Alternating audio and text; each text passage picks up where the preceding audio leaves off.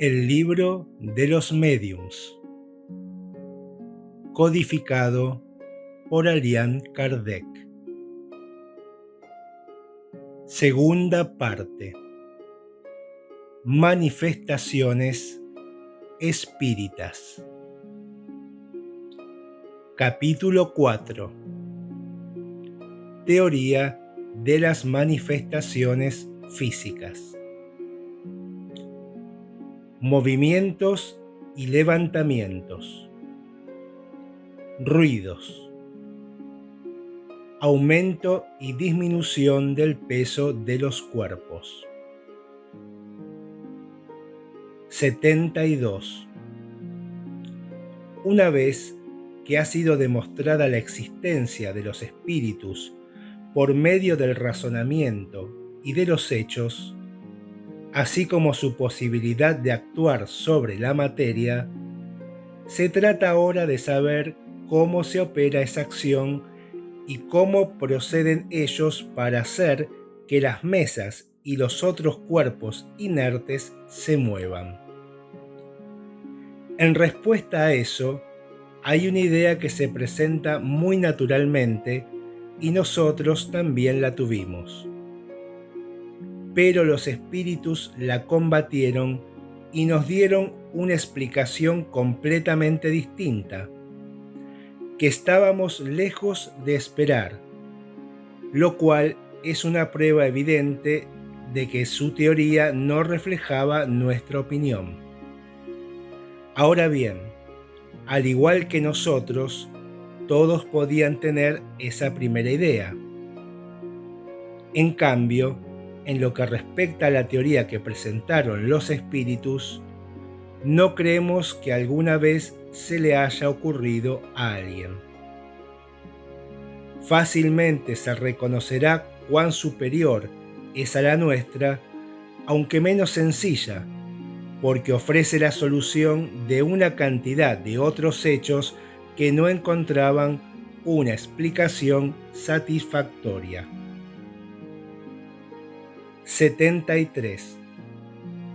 Desde el momento en que se conoció la naturaleza de los espíritus, su forma humana, las propiedades semimateriales del perispíritu, la acción mecánica que éste puede ejercer sobre la materia, y desde que en casos de aparición se han visto manos fluídicas e incluso tangibles que tomaban objetos y los trasladaban, se creyó, como era natural, que el espíritu se servía muy simplemente de sus propias manos para hacer que la mesa girara, y de la fuerza de sus brazos para que ella se levantara en el aire. No obstante, en ese caso, ¿para qué se necesitaba un médium? ¿No podía el espíritu actuar por sí mismo? Porque es evidente que el médium, que por lo general apoya las manos en sentido contrario al del movimiento de la mesa, o incluso no las apoya para nada, no puede secundar al espíritu mediante ninguna acción muscular. Dejemos, en primer lugar, que hablen los espíritus a quienes hemos interrogado sobre esta cuestión. 74. El espíritu de San Luis nos dio las siguientes respuestas, y muchos otros las confirmaron posteriormente. Primero, ¿el fluido universal es una emanación de la divinidad? Respuesta: no. Segundo, ¿es una creación de la divinidad? Respuesta: todo es creado excepto Dios. Tercero, ¿el fluido universal es al mismo tiempo el elemento universal? Respuesta: sí, es el principio elemental de todas las cosas. Cuarto, ¿tiene alguna relación con el fluido eléctrico cuyos efectos conocemos? Respuesta: es su elemento. Quinto, ¿cuál es el estado en que el fluido universal se nos presenta en su mayor simplicidad? Respuesta: para hallarlo en su simplicidad absoluta, sería preciso que nos remontáramos hasta los espíritus puros. En vuestro mundo siempre se halla más o menos modificado para formar la materia compacta que os rodea. No obstante, podéis decir que el estado en que se encuentra más próximo a esa simplicidad es el del fluido que denomináis fluido magnético animal. Sexto, se ha dicho que el fluido universal es la fuente de la vida. ¿Es al mismo tiempo la fuente de la inteligencia? Respuesta: no. Ese fluido solo anima a la materia. Séptimo, dado que ese fluido compone al perispíritu, parece que en este se encuentra en una especie de estado de condensación, que hasta cierto punto lo aproxima a la materia propiamente dicha. Respuesta: hasta cierto punto, como dices, ya que no posee todas las propiedades de la materia. Está más o menos condensado según los mundos. Octavo, ¿de qué modo puede un espíritu operar el movimiento de un cuerpo sólido? Respuesta: combina una parte del fluido universal con el fluido que se desprende del medium apropiado para producir ese efecto. Noveno, los espíritus levantan la mesa con la ayuda de sus propios miembros, en cierto modo solidificados. Respuesta: esta respuesta no te conducirá todavía a lo que deseas. Cuando una mesa se mueve bajo vuestras manos, el espíritu evocado toma del fluido universal lo necesario para animar esa mesa con una vida artificial. Preparada de ese modo, el espíritu atrae la mesa y la mueve bajo la influencia de su propio fluido, que se desprende por efecto de su voluntad. Cuando la masa que desea poner en movimiento es demasiado pesada para él, llama en su ayuda espíritus que se encuentran en las mismas condiciones que él. A causa de su naturaleza etérea, el espíritu propiamente dicho no puede actuar sobre la materia densa sin un intermediario, es decir, sin el lazo que lo une a la materia. Ese lazo, que constituye lo que vosotros denomináis periespíritu, os da la clave de todos los fenómenos espíritas materiales. Creo que me expliqué con suficiente claridad como para ser comprendido. Observación. Llamamos la atención sobre la primera frase de la respuesta precedente. Esta respuesta no te conducirá todavía a lo que deseas.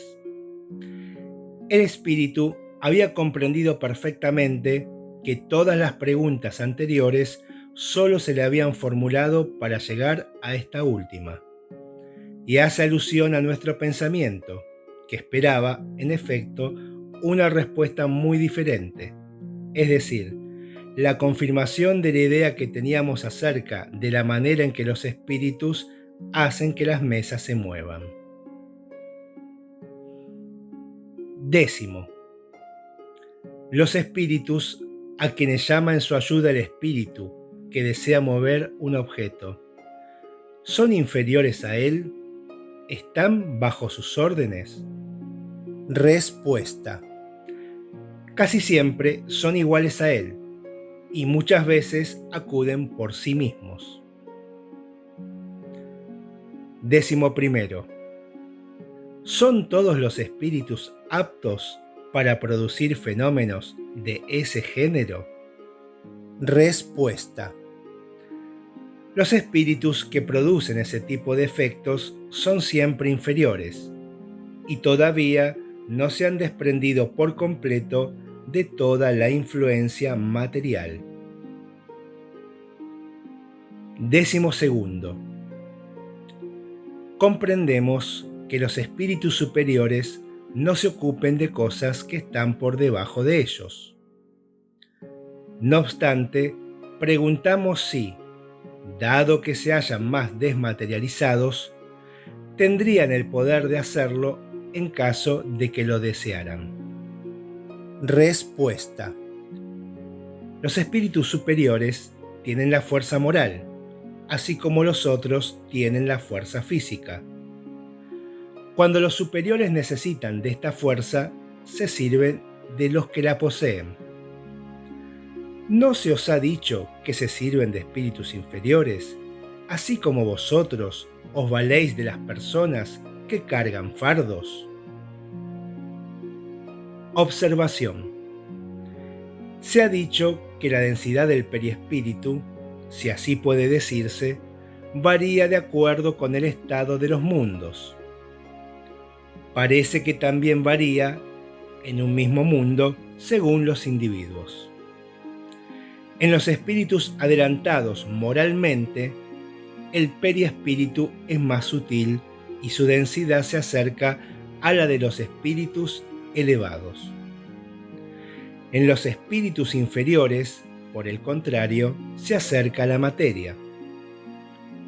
Eso hace que los espíritus de baja categoría conserven por tanto tiempo las ilusiones de la vida terrenal.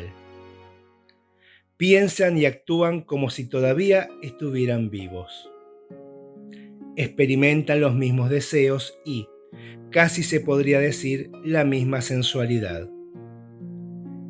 Esa mayor densidad de su perispíritu, que confiere a este mayor afinidad con la materia, hace que los espíritus inferiores sean más apropiados para las manifestaciones físicas. Por esa misma razón, un hombre culto, habituado a las tareas de la inteligencia, débil y delicado de cuerpo, no puede levantar fardos pesados como lo hace un cargador. En él la materia es, en cierto modo, menos compacta y los órganos son menos resistentes. Tiene menos fluido nervioso. Puesto que el perispíritu es para el espíritu lo que el cuerpo es para el hombre, y dado que su densidad es proporcional a la inferioridad del espíritu, esa densidad sustituye en los espíritus inferiores la fuerza muscular, es decir, les confiere sobre los fluidos que se requieren para las manifestaciones un poder mayor que el de los espíritus cuya naturaleza es más etérea. Si un espíritu elevado quiere producir esos efectos, hará lo que hacen entre nosotros las personas delicadas. Llamará para realizarlos a un espíritu que sea del oficio. 13. Si comprendimos bien lo que habéis dicho, el principio vital reside en el fluido universal. El espíritu extrae de ese fluido la envoltura semimaterial que constituye su perispíritu, y por medio de ese fluido actúa sobre la materia inerte. ¿Es así? Respuesta. Así es. Es decir, que el espíritu anima la materia con una especie de vida artificial.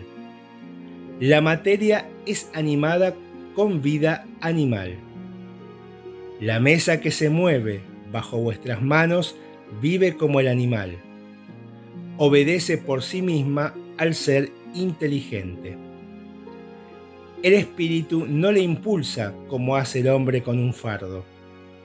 Cuando la mesa se eleva, el espíritu no la levanta con la fuerza de sus brazos, sino que la mesa misma, animada, obedece al impulso que el espíritu le confiere. 14. ¿Cuál es el papel del médium en ese fenómeno? Respuesta. Ya he dicho que el fluido propio del médium se combina con el fluido universal que acumula el espíritu. Se requiere la unión de esos dos fluidos, es decir, del fluido animalizado y del fluido universal, para dar vida a la mesa. No obstante, notad bien que esa vida es solo momentánea. Se extingue con la acción y a menudo antes de que ésta haya concluido, tan pronto como la cantidad de fluido deja de ser suficiente para animarla. 15. ¿Puede el espíritu actuar sin el concurso de un médium? Respuesta. Puede actuar sin que el médium lo sepa. Esto significa que muchas personas sirven de auxiliares a los espíritus para la producción de ciertos fenómenos sin que lo sospechen. El espíritu extrae de ellas, como de una fuente, el fluido animalizado que necesita.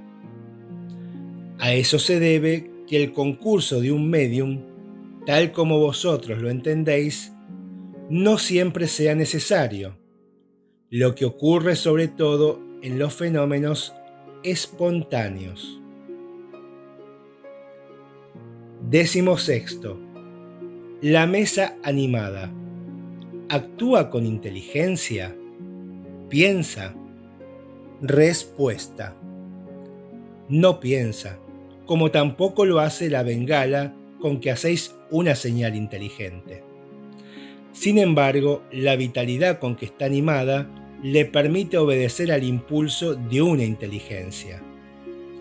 Sabed, pues, que la mesa que se mueve no se convierte en espíritu y que no tiene, de por sí, ni pensamiento ni voluntad. Observación. En el lenguaje usual, nos valemos muchas veces de una expresión semejante. Cuando una rueda gira a alta velocidad, decimos que está animada con un movimiento rápido. 17. ¿Cuál es la causa preponderante en la producción de ese fenómeno? ¿El espíritu o el fluido?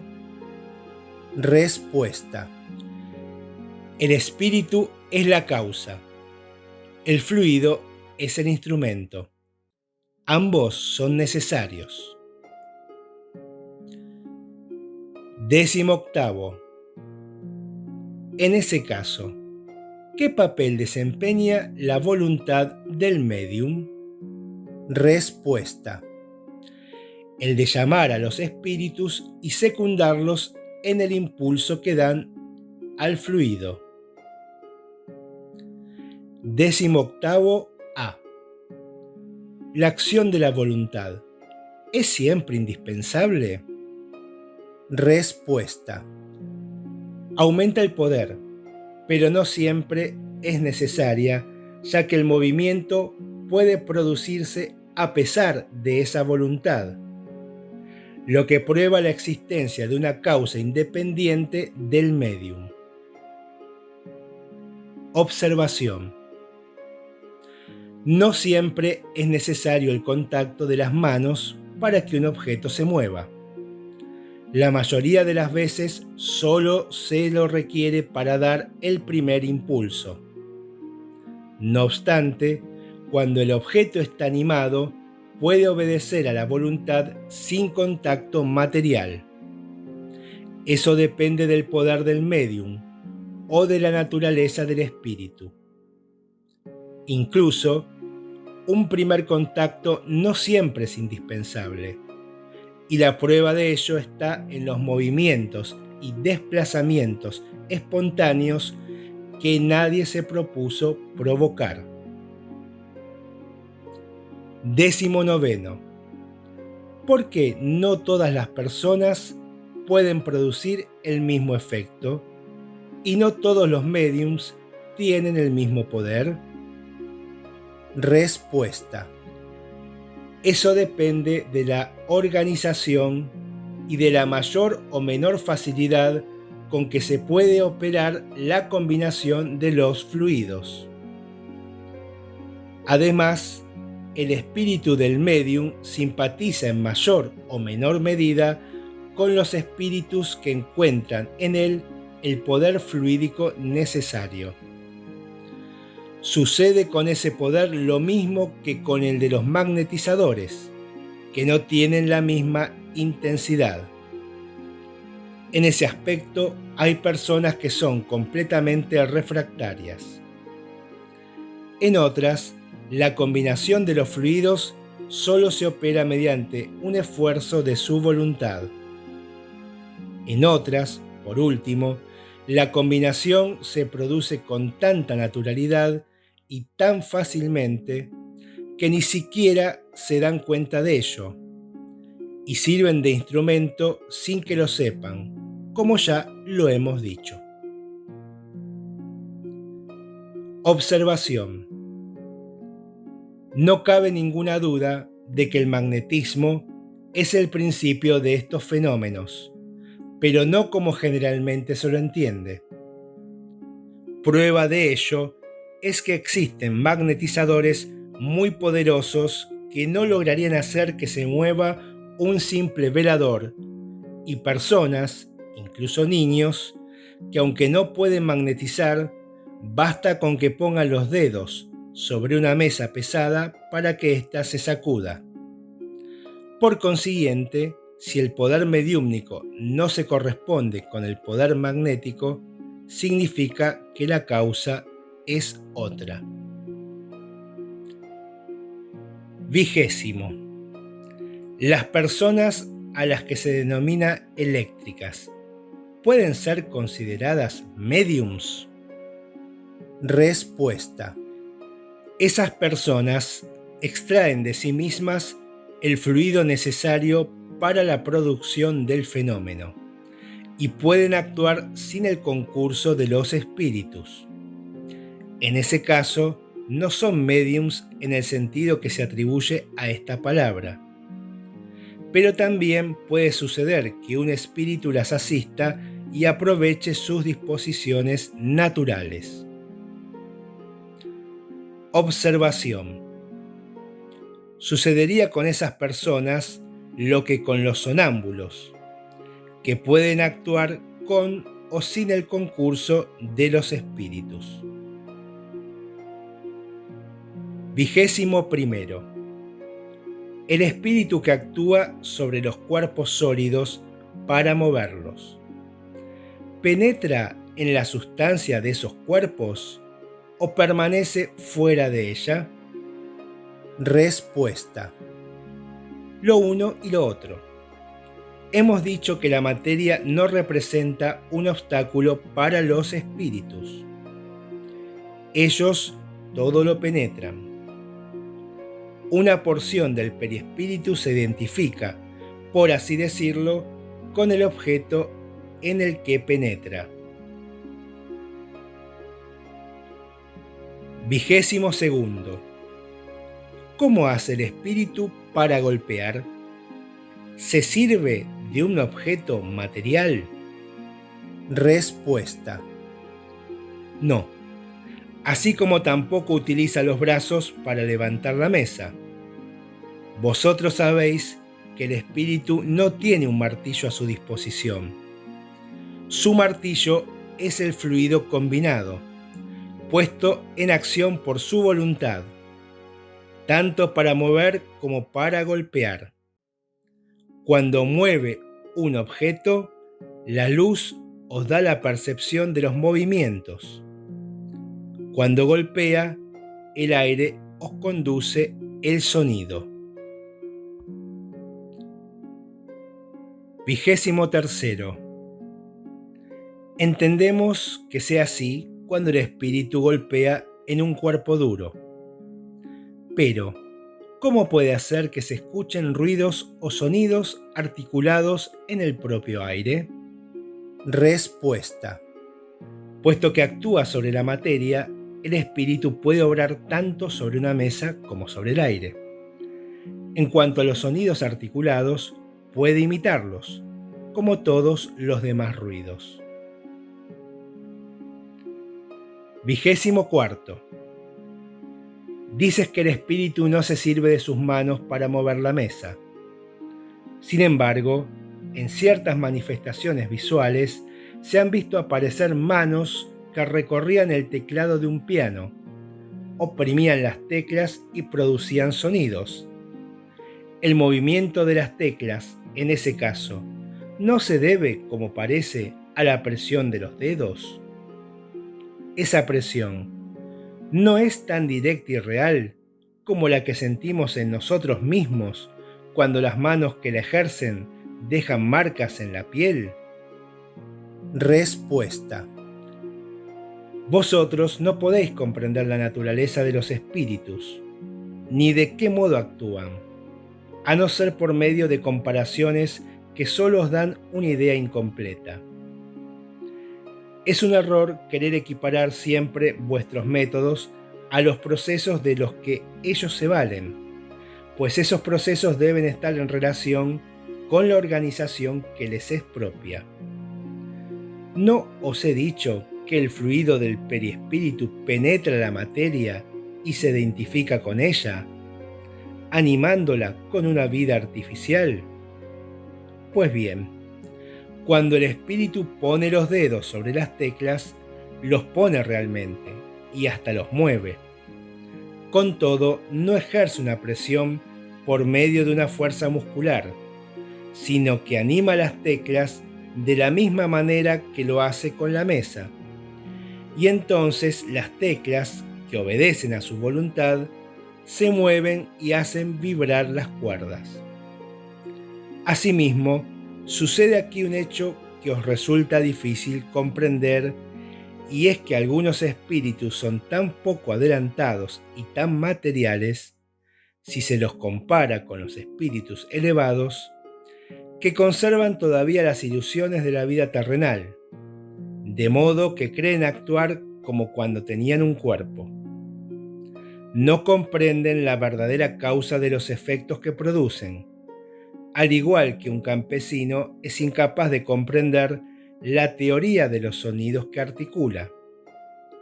Preguntad a esos espíritus de qué manera tocan el piano y os responderán que golpean las teclas con sus dedos, porque creen que eso es lo que hacen.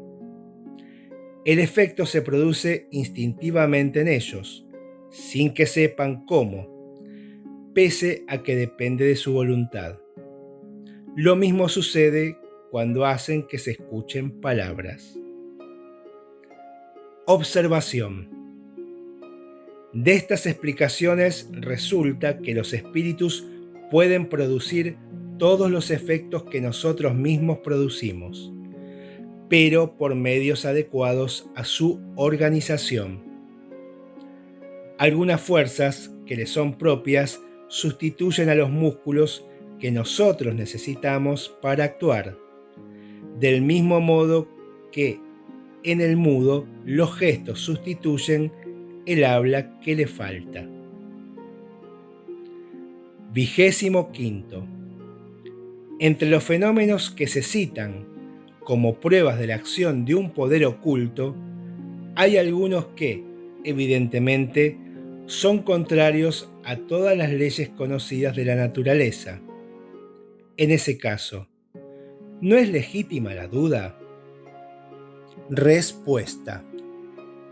Eso se debe a que el hombre se encuentra lejos de conocer todas las leyes de la naturaleza.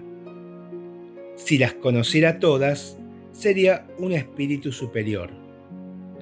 Por consiguiente, cada día que pasa ofrece un desmentido a los que, como suponen que todo lo saben, pretenden imponer límites a la naturaleza, aunque no por eso son menos orgullosos.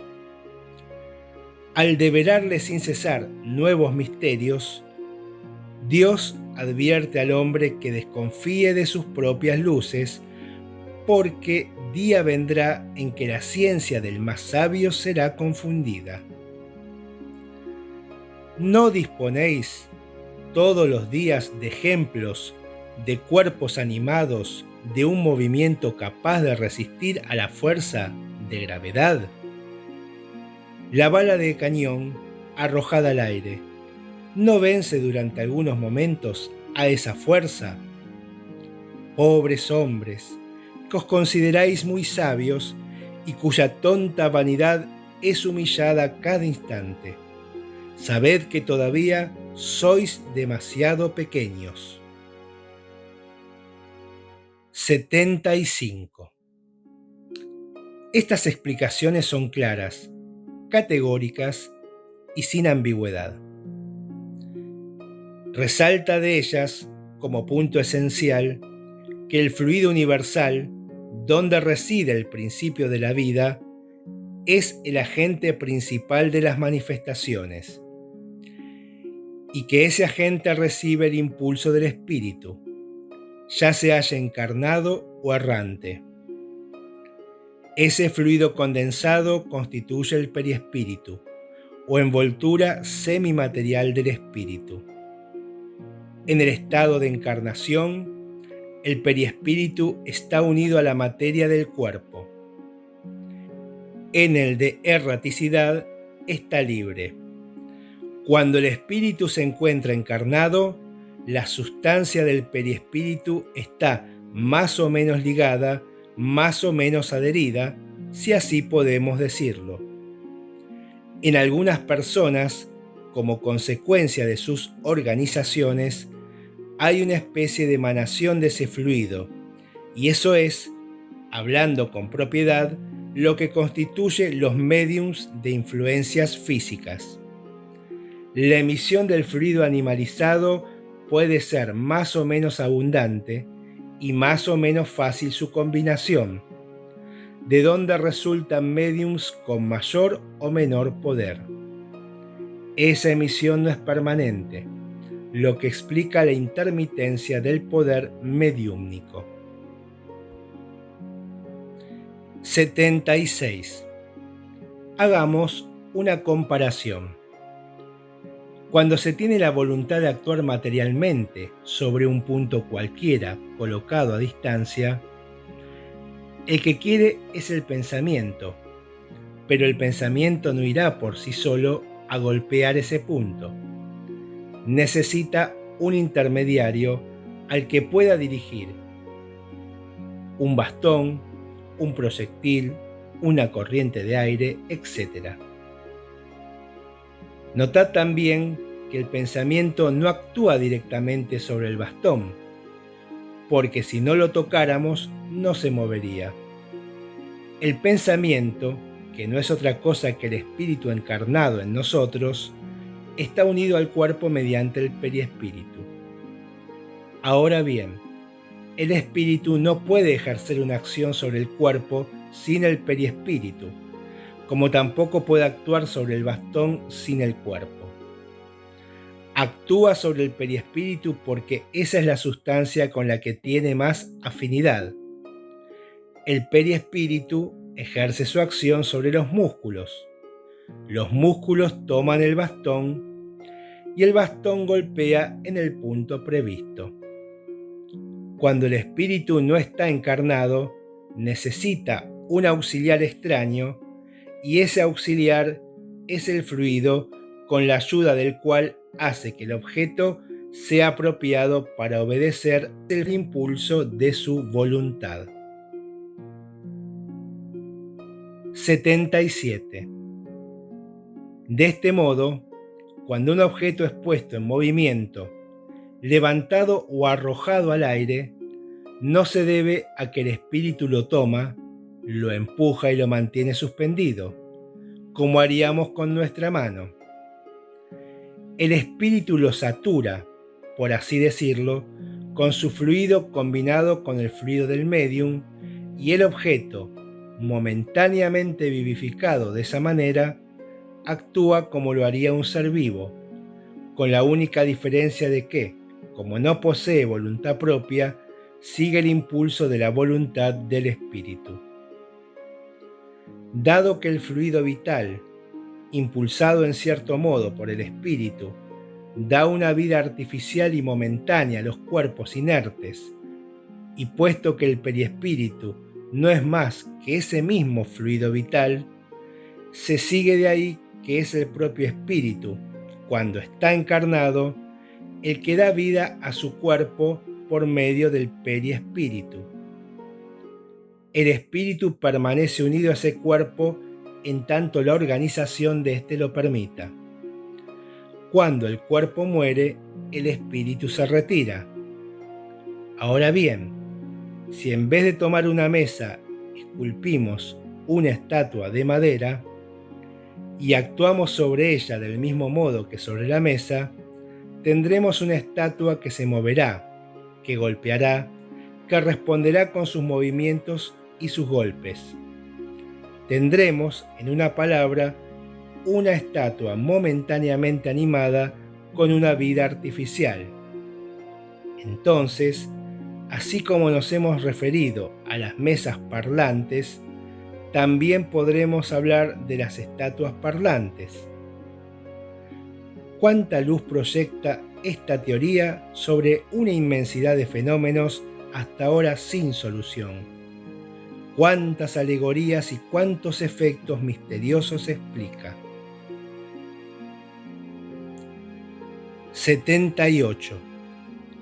Con todo, los incrédulos prosiguen con su objeción en cuanto a que el fenómeno del levantamiento y la suspensión de las mesas sin un punto de apoyo es imposible, porque resulta contrario a la ley de gravedad. En primer lugar, les responderemos que la negación no constituye una prueba. En segundo lugar, que si el hecho existe, no importa que sea contrario a todas las leyes conocidas, pues esto prueba una sola cosa, que se basa en una ley desconocida y que los negadores no pueden tener la pretensión de conocer todas las leyes de la naturaleza. Acabamos de explicar una de esas leyes, pero eso no es razón para que los incrédulos la acepten, precisamente porque ha sido revelada por espíritus que dejaron su vestimenta terrenal, en lugar de serlo por espíritus que aún llevan puesta esa vestimenta y que ocupan sillones en la academia. Según este criterio, si el espíritu de Arago hubiese presentado esa ley cuando vivía en la tierra, ellos la habrían aceptado con los ojos cerrados. Pero como proviene del espíritu de Arago, que ha muerto, es una utopía. ¿A qué se debe esto? A que creen que al morir Arago, también murió todo lo que había en él. No pretendemos disuadirlos. Sin embargo, como esa objeción podría incomodar a ciertas personas, intentaremos darles una respuesta ubicándonos en el punto de vista en que ellas se encuentran, es decir, haciendo abstracción por un instante de la teoría de la animación artificial. 79. Cuando se hace el vacío dentro de la campana de la máquina neumática, esa campana se adhiere con tal fuerza a su soporte que es imposible levantarla, debido al peso de la columna de aire que ejerce presión sobre ella. Déjese entrar el aire y la campana se podrá levantar con la mayor facilidad, porque el aire que queda dentro contrabalancea el aire del exterior, mientras que, abandonada a sí misma, permanecerá pegada al soporte por efecto de la ley de gravedad. Comprímase ahora el aire que está en su interior, generando una densidad mayor que la del aire que está fuera, y la campana se elevará pese a la gravedad. Si la corriente de aire es rápida y violenta, la campana se mantendrá suspendida en el espacio sin ningún punto de apoyo visible, tal como esos muñecos que giran encima de un surtidor de agua. Porque entonces el fluido universal, que es el elemento básico de toda la materia, acumulado alrededor de la mesa, no podría tener la propiedad de disminuir o aumentar su peso específico relativo como lo hace el aire con la campana de la máquina neumática, o como lo hace el gas hidrógeno con los globos, sin que para eso sea necesaria la derogación de la ley de gravedad. ¿Conocéis acaso todas las propiedades y todo el poder de ese fluido? No. Entonces no neguéis un hecho porque no lo podéis explicar. 80. Volvamos a la teoría del movimiento de la mesa. Si por el medio que hemos indicado el espíritu puede levantar una mesa, también podrá levantar cualquier cosa, un sillón, por ejemplo. Si puede levantar un sillón, también podrá, si tiene la fuerza suficiente, levantarlo con una persona sentada en él. Esta es, pues, la explicación del fenómeno que ha producido incontables veces, consigo mismo y con otras personas, el señor Home. Lo repitió durante un viaje a Londres y, para probar que los espectadores no eran víctimas de una ilusión óptica, hizo en el techo una marca con lápiz y dejó que pasaran por debajo de él mientras se mantenía suspendido en el aire.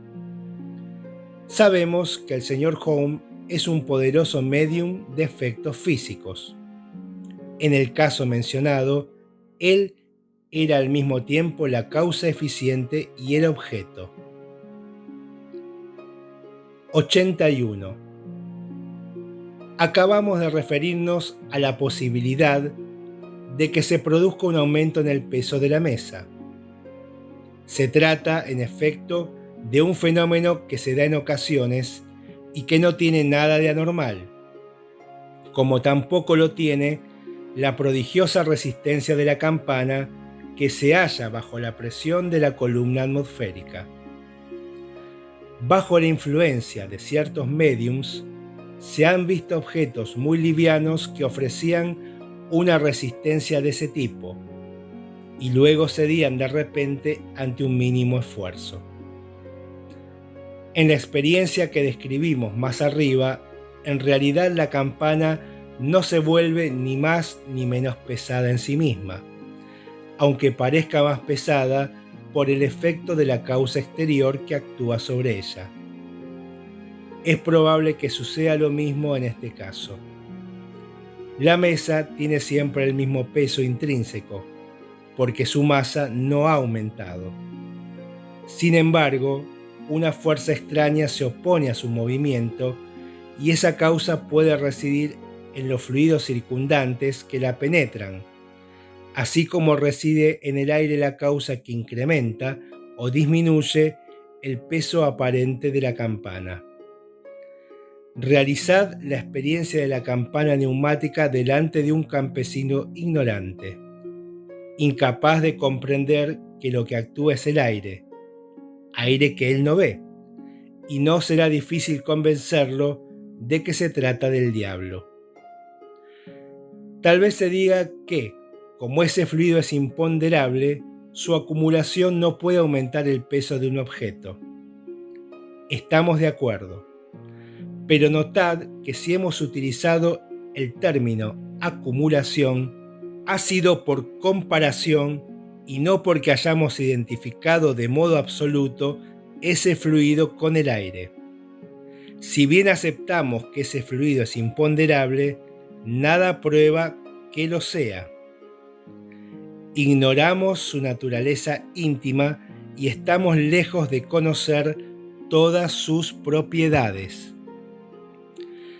Antes de que se experimentara con el peso del aire, nadie sospechaba los efectos de ese peso. La electricidad también está clasificada entre los fluidos imponderables. Sin embargo, un cuerpo puede ser retenido por una corriente eléctrica y ofrecer una gran resistencia a quien quiera levantarlo, lo que hace que ese cuerpo se vuelva más pesado en apariencia. Del hecho de que no se vea lo que lo retiene, sería ilógico deducir que no existe. Así pues, el espíritu puede utilizar palancas que no conocemos. La naturaleza nos demuestra a diario que su poder no se limita al testimonio de los sentidos. Solo por una causa semejante es posible explicar el notable fenómeno, del que se han observado tantos ejemplos, de una joven débil y delicada que levanta con 2 dedos, sin esfuerzo y como si se tratara de una pluma, a un hombre fuerte y robusto, junto con la silla en la que él está sentado. La prueba de que la causa del fenómeno es ajena a la persona que lo produce se encuentra en las intermitencias de esa facultad.